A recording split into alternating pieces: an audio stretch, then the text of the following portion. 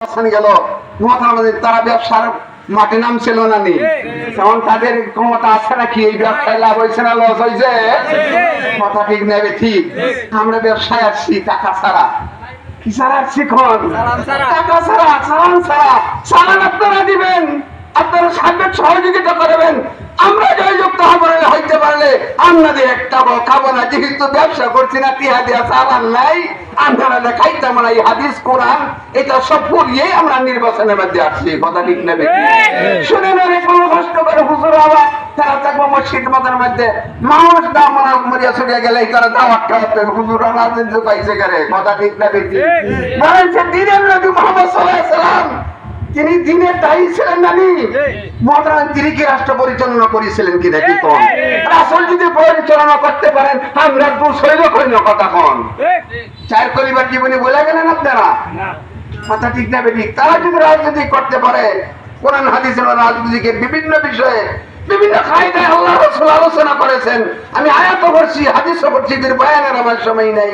মুহতারাম হাজিরিন, খলিফারা যদি রাজনীতি করতে পারে, মহাত্রে এক এক দেশের ওমর ইবনে খাত্তাব রাদিয়াল্লাহু আনহু অর্ধেক পৃথিবীর বাদশা ছিল, অর্ধেক পৃথিবীর বাদশা ছিল। হাফেজ হুজুর রাহমাতুল্লাহ আলাইহি আপনারা দেখছেন কারণ আমি একজন, আমি দেখেছি বারবার। হাফেজ হুজুরা দেখছেন না? কই আমি দেখছি এই বরাবর আর কেউই না। মুহতারাম হাজিরিন, এরকম বুড়া মানুষ এই বটগাছ মাথা লইয়া, আমি তো ছাত্র, বিভিন্ন মাদ্রাসায় পড়ি, বটগাছ মার্কা কিনার ছিল। মুহতারাম হাজিরিন, বটগাছ না? হ্যাঁ, বটগাছ মার্কা। মুহতারাম হাজিরিন, তখন তো মোবাইল টোবাইল ছিল না, যোগাযোগ বিচ্ছিন্ন। মুহতারাম, এই আগের কথা 15-20 দিন আগে সিডির মাধ্যমে অমুক খানো ওনার সমাবেশ হবে, আটকে উঠতে তখন গাড়ি গুড়ি নিয়ে আটকে উঠতে আমরা সমাবেশে হাজির। আনের কথা সন্ধ্যার সময় আইসে রাত্রে 12টার সময়, আমরা বইয়াই রয়েছি। এমন বুড়া মানুষ 4-5 জন মানুষ রেখে ধরে মঞ্চ উঠাইতে হইতো। কথা ঠিক না বেদিকে এইবার আইসে বাংলাদেশে। মুহতারাম হাজিরিন, ইসলামী হুকুমত কায়েম করার জন্য ইসলামী নেতা হিসেবে আসছে। সাংবাদিক প্রশ্ন করে, হুজুর আপনি বুড়া মানুষ, মসজিদে পড়িয়া থাকবেন, মাদ্রাসাত পড়িয়া থাকবেন, মানুষের মুরিদ করবেন, জিকির আজকারিত করবেন, আপনি ওর রাজনীতির মাঠ হয়েছেন করে। কথা ঠিক না বেটি? এই সবসময় মুখ দিয়ে জিকির হয়ে যায় তো। কথা ঠিক না বেটি?